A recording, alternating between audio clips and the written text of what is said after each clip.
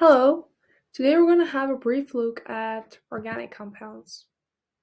So we do call organic compounds all the molecules made up of carbon being bonded to other atoms, such as the atoms of elements like hydrogen, oxygen, and nitrogen.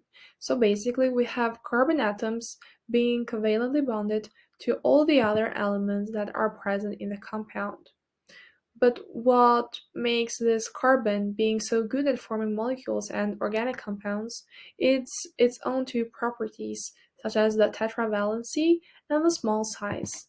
As for tetravalency, it means that the carbon that we have present in the compound has to achieve a full outer shell.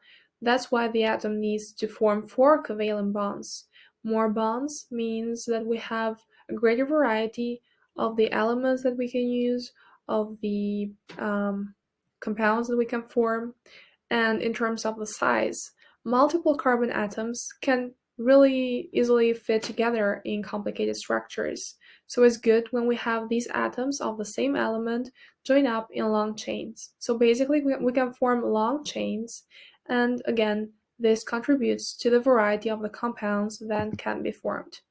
In terms of the bonds, we said that these compounds are joined together using covalent bonds, but what is the definition of these bonds?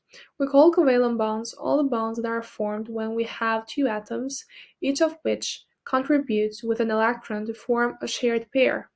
And it's the electrostatic attraction that happens between these two atoms because of this shared pair that keeps them together, having a bond and an attraction. And of course, this happens in terms of having a positive nuclei as well as the electrons, which are negatively charged. And yeah, that was all for today. Thank you for your attention.